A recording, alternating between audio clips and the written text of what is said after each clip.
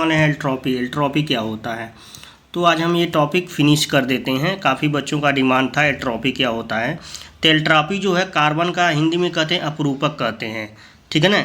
जो उसमें क्या होता है आप देखेंगे फिजिकल जो है डिफरेंट होगा लेकिन केमिकल जो है सेम प्रॉपर्टी होती, उसी को क्या कहते हैं एल्ट्रॉपी कहते हैं। जैसे डायमंड हो गया, ग्रेफाइट हो गया, फ्लोरोसेंस हो गया, ये तीनों हमारे जो है एल्ट्रॉपी के ही पार्ट हैं, ठीक है ना। कार्बन के अपरूपक हैं, सेम है, तीनों कार्बन ही हैं, बट उनका जो है स्ट्रक्चर आपको फिजिकल जो स्ट्रक्चर आपको डिफरेंट मिलेगा आपको, ठीक है ना। तो हम एक एक करके देख लेते हैं। डायमंड क्या होता है, ग्रेफाइट क्या होता है, फ्लोरोसेंस क्या होता है, ये तीनों मैंने देखता हूँ इसमें क्या क्या चीज़ें हैं आपको मैं बताने की कोशिश कर रहा हूँ। जैसे डायमंड क्या होता है, बहुत हार्ड होता है। आपको क्या होता है, डायमंड बहुत हार्ड होता है। इसमें जो होता है ये जो होता है बहुत हार्ड होता है, उनकी मेल्टिंग और पॉइंट जो होती है काफ़ी हार्ड होती है, रिजिडिटी ज़्यादा होती है। ये जो है गुड कंडक्टर नहीं होता, इसमें इलेक्ट्रिसिटी जो है जनरेट नहीं कर, हम ट्रांसफ़र नहीं कर सकते हैं। ये किसका जो है डायमंड का आपका, ठीक है ना। देख लीजिए इसका फिगर आपको दिख रहा है ये आपका, ठीक। और कार्बन जो है ये 4 बॉन्ड से जुड़ा होता है। कोवेलेंट जो आउटर मोस्ट इलेक्ट्रॉन इसके कितने हैं आपके 4 हैं, तो टोटल जो है 4 और ले ले, ऑक्टेन रूल आपका फॉलो कर देगा। तो टोटल जो है इसमें जैसे 1 2 3 4 हैं तो 5 6 7 8 ये टोटल ये 4 इलेक्ट्रॉन चाहिए तो बाहर से ले लेता, उसके बाद ये हो जाता है आपका, ठीक है ना। तो यहाँ पे क्या लिखा हुआ, यही लिखा है diamond is a non conductor of electricity, ये है आपको, तो ध्यान दीजिएगा इसको, ठीक है ना। अब आगे आइए, आगे देखते हैं कि जो है ग्रेफाइट का हम देखते हैं। ग्रेफाइट में हम देख लेंगे कि ग्रेफाइट का क्या सीन है। देखिए ग्रेफाइट, तो ग्रेफाइट में हम देखते हैं ग्रेफाइट में क्या है। ग्रेफाइट में ये है वो क्या होता है, सॉफ्ट होता है, एकदम सॉफ्ट होता है। ये गुड कंडक्टर होता है, पहली बात। दूसरी बात जो है डायमंड की अपेक्षा जो है इसकी जो रिजिडिटी होती है कम होती है, और इसकी मेल्टिंग पॉइंट भी क्या होती है, लोअर होती है। इसी में आप जो डिफरेंस भी आप लिख सकते हैं कि डायमंड और ग्रेफाइट में डिफरेंस भी पूछता है, तो आप वहाँ से आप लिख सकते हैं। देखिए यहाँ पे कार्बन और कार्बन, देखिए यहाँ पे क्या है, सिंगल कोवैलेंट बॉन्ड बनाता है और ये हेक्सागोनल रिंग जैसा बनाता है।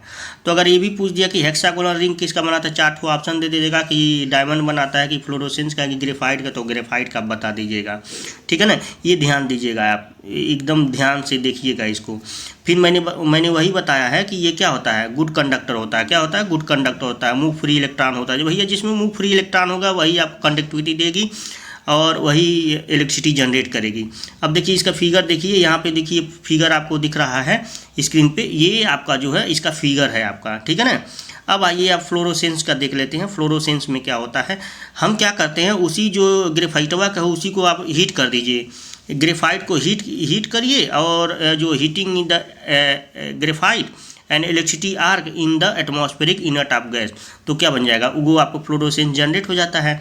तो फ्लोरोसेंस में यही होता है। और देखिए एक चीज़ और ध्यान दीजिएगा, फ्लोरोसेंस में क्या होता है, कम से कम इसमें कार्बन जो है 60 रहना चाहिए और इवन नंबर है, इवन नंबर से चालू होता है। और मोर देन जो होता है कम से कम जो है कार्बन 350 या उससे ज़्यादा भी होता है, लेकिन सारे जो है इवन नंबर। तो Cn जो है कम से कम n बराबर 60 रहना ही चाहिए। ये फ्लोरोसेंस के लिए मैं बता रहा हूँ। स्मॉल जो अमाउंट है, ये फुटबॉल जैसा अरेंजमेंट, इसका शेप जो है फुटबॉल जैसा है आपको, जैसे आपको ये फुटबॉल दिख रहा है ना, इसी जैसा इसका अरेंजमेंट है आपका, ठीक है ना। तो इसको ध्यान दीजिएगा आप लोग, ठीक। फिर आप देखेंगे ये जैसे मैंने कहा ना कि इसमें जो है आपको पूछ देता है कि डिफरेंस पूछ देता है कि आपका डायमंड और ग्रेफाइट में डिफरेंस क्या है। तो आइए हम देख लेते हैं। तो diamond is a very hard substance whereas the graphite is soft, ठीक। Diamond is a does not conduct electricity whereas graphite is a conductivity होती है।